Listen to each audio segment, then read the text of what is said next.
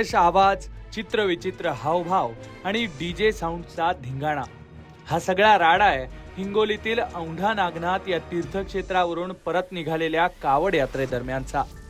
आणि याच राड्यात एका 19 वर्षीय तरुणाचा 2 डीजेंच्या मध्ये दबून जीव गेलाय। काळजाचा थरकाप उडवणारी आणि त्याच वेळेला चीड आणणारी ही घटना नेमकी काय, सविस्तर समजून घेऊ।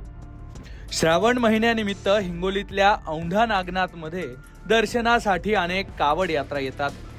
अशाच वाशिम जिल्ह्यातून आलेल्या कावड यात्रा दर्शनानंतर 22 ऑगस्टला परत निघाल्या होत्या। डिग्रस कराळे परिसरात संध्याकाळी 6 वाजेच्या सुमारास सगळे भाविक चहा पिण्यासाठी थांबले आणि इथंच काही तरुण डीजेच्या तालावर नाचत होते। नाचताना 2 डीजे चालकांची चढाओढ सुरू झाली। कर्कश आवाज करून डीजे एकमेकांसमोर उभे करून कुणाचा आवाज किती अशी जोरदार स्पर्धा सुरू झाली। आणि याच वेळेला काही तरुण डीजेच्या वर उभे राहून वेगवेगळे हावभाव करताना दिसले। आणि याच दरम्यान एका डीजे चालकानं त्याचं वाहन पुढे नेऊन वेगानं मागे आणलं आणि तेवढ्यात काळजाचा थरकाप उडवणारी ही घटना घडली। कारण या 2 डीजेंच्या मध्येच एक तरुण दबला गेला। धडकी भरवणारा हा व्हिडिओ व्यवस्थित पहा।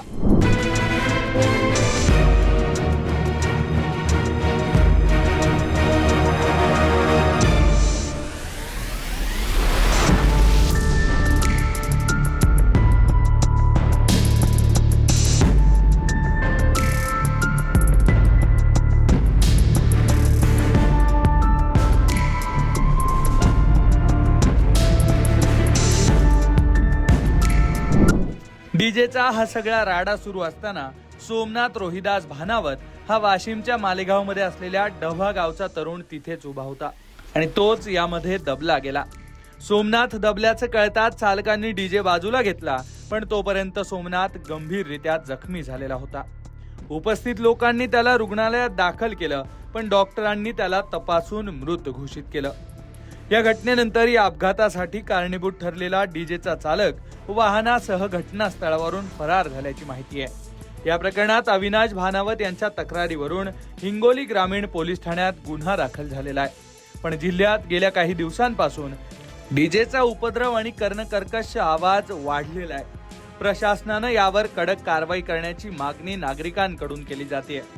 एकीकडे श्रावण महिन्याच्या या पवित्र भक्ती पर्वात दर्शनासाठी येणारे भाविक आणि दुसरीकडे डीजेच्या नावानं असा थैथयाट करणारे हे बेशिस्त लोक, असं विचित्र चित्र सध्या पाहायला मिळतंय। आणि अशाच या घटनेत एका तरुणाला नाहक जीव गमवावा लागलेला आहे। त्यामुळे आता पोलिसांकडून अशा घटना रोखण्यासाठी काय केलं जाणार हे पाहणं महत्त्वाचं असणार आहे। या घटनेबद्दल तुम्हाला नेमकं काय वाटतंय ते कमेंटमध्ये नक्की लिहा आणि अशाच घडामोडी जाणून घेण्यासाठी लोकमत पाहत राहा।